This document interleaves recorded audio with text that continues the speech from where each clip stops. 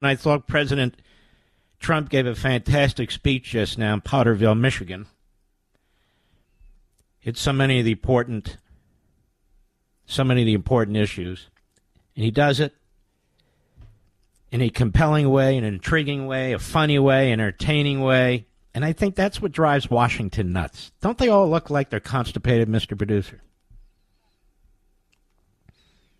You know, with their stiff back and their sliding in their seats and everything's in place and all the rest of it. I just feel like they don't know what to make of him. They don't know what to think of him. Same with the media. And so they attack. Little spurts of this interview with CNN are getting out now. It sounds to me like it was a stupid interview. I'm just being honest with you. I'll give you one example that they put out there, CNN. Let's take a listen to this. Cut 2, go. Generally speaking, how should voters look at some of the changes that you've made, that you've explained some of here in your policy? Is it because you have more experience now and you've learned more about the information? Stop right there. Stop right there. What she should have done is immediately played some clips or quoted her rather than giving her multiple choice answers. Didn't you think that you're giving her multiple choice answers, Rich? Did you think you have more experience now? Oh, yeah, that's the one. Why do you have to do any of that? You've changed your positions fundamentally. Fracking, no fracking. Border, and no border, border. Defund the police, don't defund the police. Why not that? Go ahead. About the information, is it because you were running for president in a Democratic primary? And should they feel comfortable and confident that what you're saying now is going to be your policy? So let me ask you something, folks. Is that a softball? Rich, is that a softball? I mean, shouldn't it be you take these fundamentally principled positions and then you fundamentally reverse your principled positions? Why did you reverse yourself on fracking? Why did you reverse your... And just go down the list. How hard is that to do? So I don't care what anybody else says. This is a stupid question, and I think it gets dumber as it goes on. Anyway, go ahead. Dana, I think the most important and most significant aspect of my policy... Now, let's stop right there. You know she's sat around with her so-called brain trust, which has an IQ collectively of negative 74, to come up with an answer. They're going to mention to you, Kamala... Or is it Kamala? Anyway, they're going to mention to you that you've changed your positions. So here's what we should say. So they settled on something. This is just not a tough interview. It's just not. Go ahead. Decisions is my values have not changed. You mentioned the Green New Deal. I have always believed, and I have worked on it, that the climate crisis is real, that it is an urgent matter, to which we should apply metrics that include holding ourselves to deadlines around time.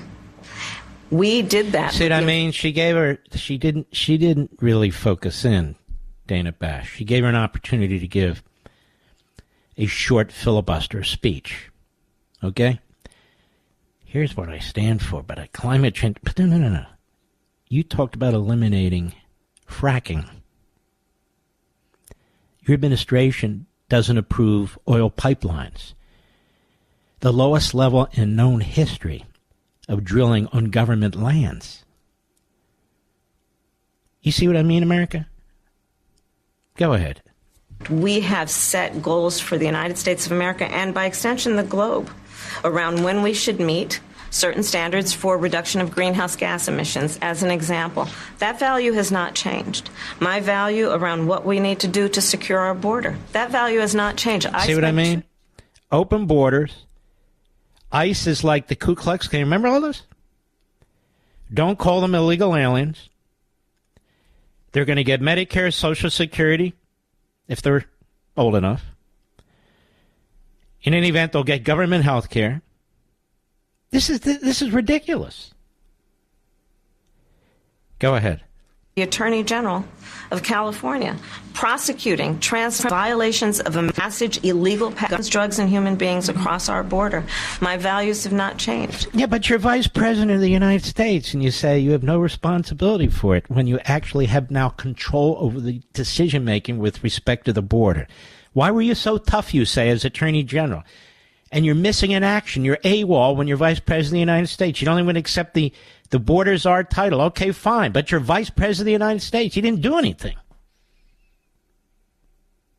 And you haven't done anything. Well, the bipartisan, but you're flying 1 million people a year into the country.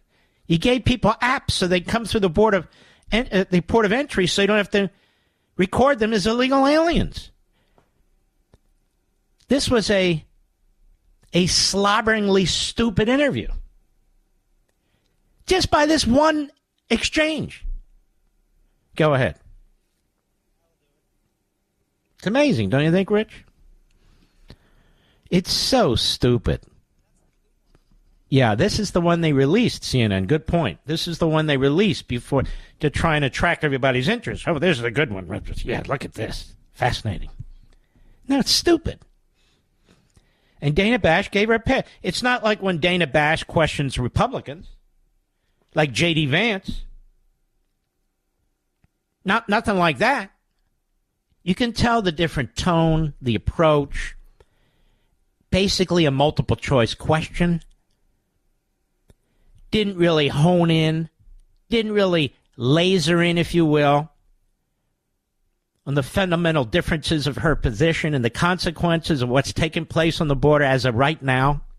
What is that? And so this is what's going to happen. Trump's speech today was excellent. He really honed in on her. He really attacked her for not supporting the middle class. He really laid into her agenda. But then again, most of the media didn't cover it. Most of the media didn't cover it.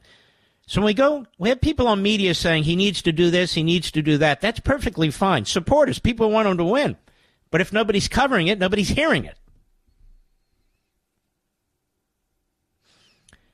And now they negotiated for a debate under Biden where there would be no open mics. When one candidate is speaking, the other one's mic is shut.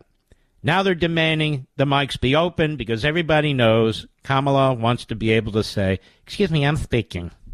Excuse me, I'm speaking. And you know why?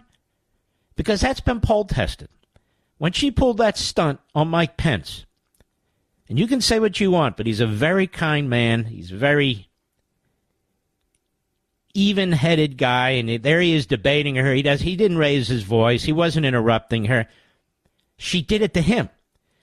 And here's why. Here's what they poll tested. After that exchange with Pence, the vast majority of men thought Pence didn't do anything wrong. The vast majority of women thought he did. You got it? That's what she's playing to. That's all she cares about.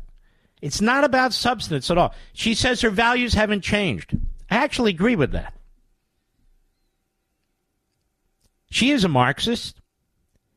She just hired somebody today, an Arab American. She just hired somebody today who has viciously and vilely attacked, quote-unquote, Zionists and Zionism. I've told you, but all a Zionist is somebody who supports the existence of the state of Israel. You don't have to be Jewish. That's what a Zionist is. But they turn it into, a cuss word. She's hired him. She is surrounded by anti-Semites. She's surrounded by Israel haters. She's surrounded by America haters.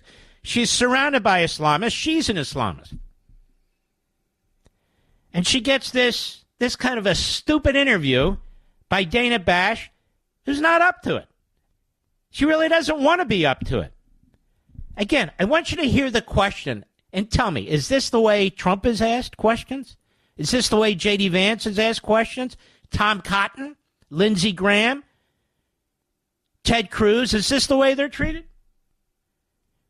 Just the question. Cut to, Mr. Producer. Go. Generally speaking, how should voters look at some of the changes that you've made, that you've explained some of here, in your policy?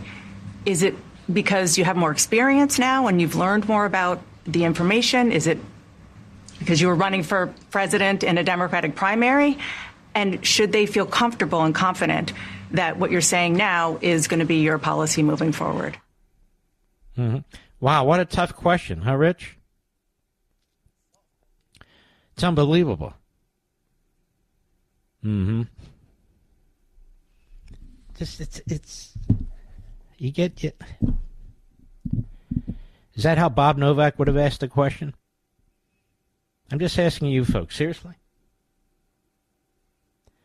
The old timers who knew how to ask questions, is that how they'd ask a question? And she's almost apologetic. Generally speaking, how should voters look at some of the changes that you've made? Why don't you tell them some of the changes they have made? Or do this, it's even better yet. All those clips that are out there, play the one clip. Yeah, I'd get rid of health care. And then say, well, now you say you wouldn't. Now, maybe your values are the same, but these are dramatically different positions. So how do you explain it? And then do another one. You know, she has said for decades, has Kamala Harris, that she worked at McDonald's. Hasn't she, Mr. Producer? No, she has said she has. Turns out she didn't. They can't find anything, not a photograph. McDonald's says they don't have any information. Turns out she never worked at McDonald's. Why do these people lie like this? Turns out her running mate was never a coach. He was an assistant coach. Turns out he didn't hold the rank that he has said he's held 1,000 different times to 1,000 different people in 1,000 different ways. When he retired, he was demoted because he wouldn't deploy after 24 years. They just keep lying and lying and lying, and it's okay. It's okay. Don't worry about it. And let me show you how this is even treated. Let's see here. Let me see if I can find it. This site called Snopes is a left-wing site. And they claim to be fact-checkers. But then again, that's the nature of tyranny. Harris claims she worked at McDonald's in college. Here's what we know. And she's repeatedly claimed the alleged work experience in an attempt to connect with low-wage workers. She has no connection with low-wage workers. In the 1980s, U.S. Vice Presidential candidate Vice President, worked at McDonald's while she got her undergraduate degree. The rating is research in progress. They can't find a damn thing. Aside from Harris's testimony itself, there's no evidence. A photo, employment record, confirmation from a friend or family member to independently verify the claim. We've reached out to the Harris campaign and McDonald's, and we'll update this report when or if we learn more. She didn't work at McDonald's. I know McDonald's, Mr. Producer. I know their menu. I know where every McDonald's is located within 5 miles of my house. She's no McDonald's employee. No. In August, just of this year, a few weeks ago, her presidential campaign released a new video advertisement in which she claimed she worked at the fast food restaurant, quote, while she got her degree, unquote. Presumably in reference to the undergraduate degree she received from Howard University in 1986. Simple question, which McDonald's did you work at? Which one? A few days later, the Washington Compost reported on the ad, writing Harris is making her stint in the Golden Arches as part of her story. Other outlets, The Slimes, Constipated News Network, Politico, ABC News also repeated the claim, relying on Harris's testimony alone as evidence. Of course. They never looked into it. No. She's a liar. She has her same values, Mr. Producer. She's a liar.